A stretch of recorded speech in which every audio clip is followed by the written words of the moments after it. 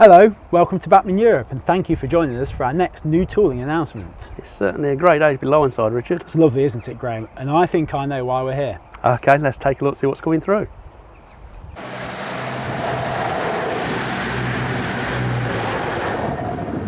Well, I wasn't expecting that. No, that was just the delayed Turbostar. One eternity later.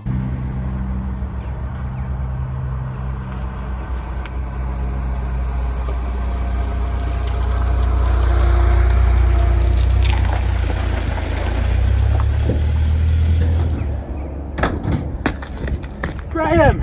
You're not still here, are you, mate? No wonder you've not got that Turbostar yet. You're not still waiting for that one, are you? Come on, seriously, have you not seen the videos? Every time I make a new announcement, look at the comments. If it's going to be one of those 009 announcements, I think I'll just stick around here spotting for a little longer. No, come on, look, that's another day. Today, it's about time to give the 00 crowd what they want. Oh, go on then. It's turbo time. The Turbostar diesel multiple units were built by Adtrans, which later became Bombardier Transportation at the historic Derby Litchurch Lane works. This family of DMUs share a modular design, much of which was derived from the earlier Class 165s and 166s, which were part of the Networker family of units. Construction of the first Turbostars began in 1997, shortly after the privatisation of British Rail, with Chiltern Railways placing the opening order for new units that would go on to be known as the Class 168 Clubmans. The first vehicles to be outshopped used Networker style cabs, as a new design was still being finalised. And these units were allocated Class 1680, whereas later builds which used the new Turbostar cabs were classed as 1681s and 1682s. The Class 168s were fitted with BSI couplings at the outer ends, with electrical connections that were compatible with the Class 165s and 166s that Chiltern had inherited from Network South East.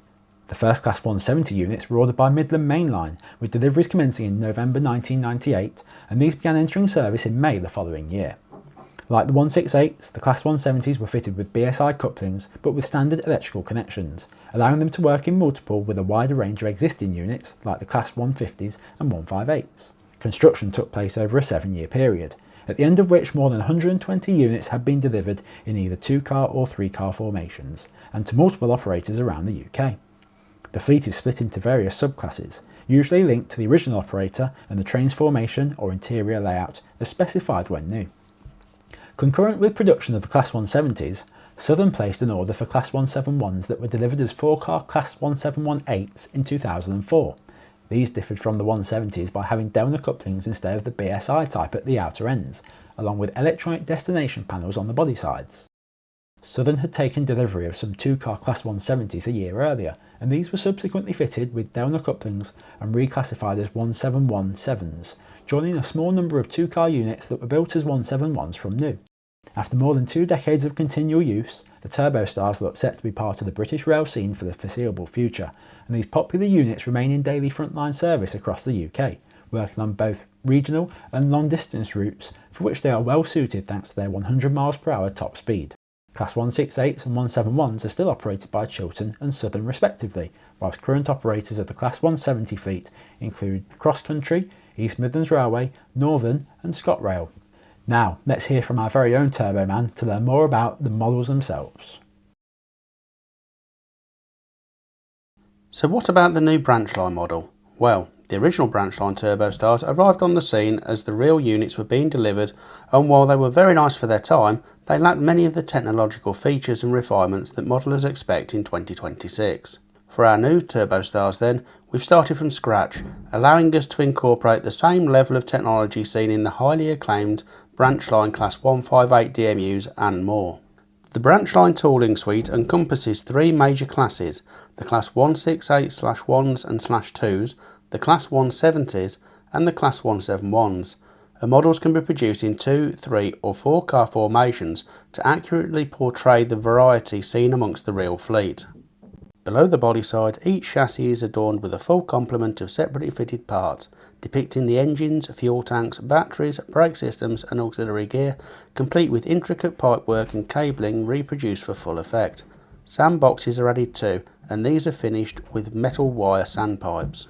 Every driving vehicle is motorised, using the low-level drivetrain that has proven so successful in the Class 158, to provide invisible drive to the inner bogie of each car via a die-cast metal gearbox which drives both axles on the bogie, with electrical pickups. The wheels themselves are reproduced true to prototype, with the characteristic hole patterns, and these fit into the high-fidelity bogies which are complete with brake and suspension details.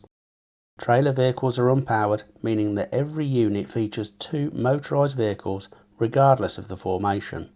We've gone to town with the lighting features on the new Turbostars and included directional lights of course, but these can be switched between day and night mode either via DCC or using the switch mounted on the underframe. Lights can be turned off at either end too, again via DCC or physical switches, for when the units are working in multiple. Passenger saloon lighting is included, along with illuminated destination panels at either end. The Class 171s have these centrally on the body sides of each car, just like the prototype, and these also illuminate. DCC users can go further and operate the cab lights. Each cab light is controlled by a separate function, and the door interlock lights for prototypical operations during station stops. Subtle detail differences across the fleet have been incorporated into the tooling suite, the most noticeable being the fitting or not of cab air conditioning, the NRN aerial pods and the roof vents which are found on the shoulders of the roof, with vehicles having either 2 or 5 vents. Each vehicle employs a precision moulded body shell with accurate engraving of key features like the door openings, panel lines and ventilators. The ribbon glazing is reproduced on each body side, and flush glazing is added separately to the doors and cab windscreens, with etched metal windscreen wipers completing the look, along with etched metal roof grills. Look within and a detailed interior is fitted, which includes tables, chairs, toilet compartments and, at each end, a driver's desk, chair and cab bulkhead. The primary driving vehicle houses the Plux22 DCC decoder socket, and again like the Branchline V5, this is accessed through a removable panel in the underframe, negating any need to remove the body shell. The primary vehicle couples to the secondary driving car and any trailer vehicles using conductive couplings with integral close coupling mechanisms, which means that a single DCC decoder can operate the entire train whilst retaining full functionality and close coupling. The Bach-Up Stay Alive system is also found in the primary car, and this provides uninterrupted power to prevent stalling, light flicker and sound cutouts on DCC. Meanwhile, every driving vehicle is pre-fitted with a speaker, giving the Branchline Turbostars a twin speaker setup. Each model will be offered in a standard format or with sound fitted, taking full advantage of the built-in speakers and Stay Alive system, and these models are pre-fitted with an ESU LokSound V5 DCC sound decoder. The cab ends are fitted with working miniature BSI couplings that allow multiple units to be joined together and allow the 168s and 170s to couple to other units like the Branchline 158s for example, something that the real units were capable of too.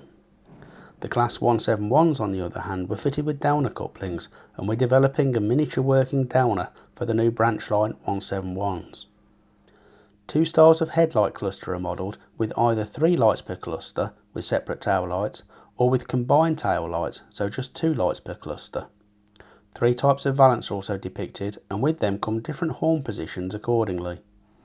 The Class 168 bogies are fitted with tripcocks as per the real units, which were necessary to allow them to work on the Metropolitan line. Well, the models we see in front of us, Graham, really are something special, but things have moved on even further since we got the models that are on track today, haven't they? Yeah, we've already made some further improvements again.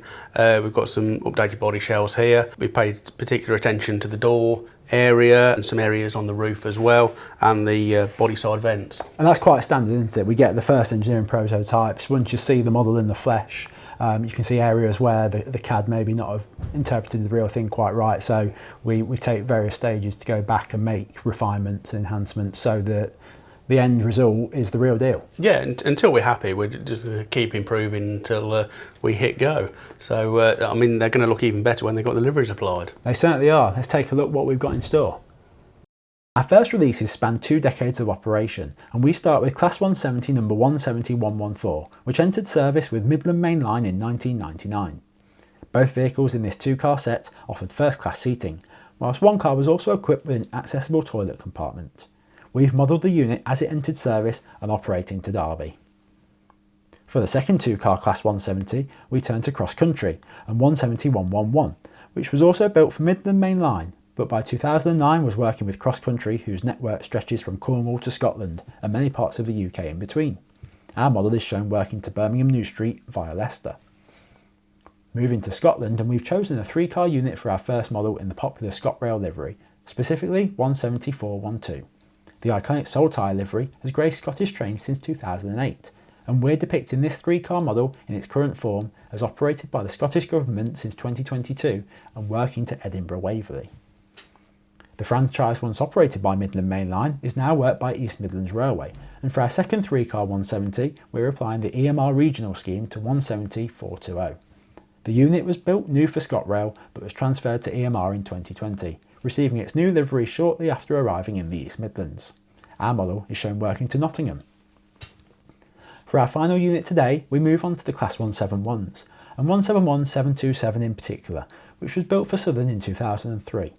Whilst the unit has operated with Southern for the entirety of its working life, from 2015 the Southern franchise came under Govia Thameslink Railway, and our model carries the latest Southern logos as applied by GTR.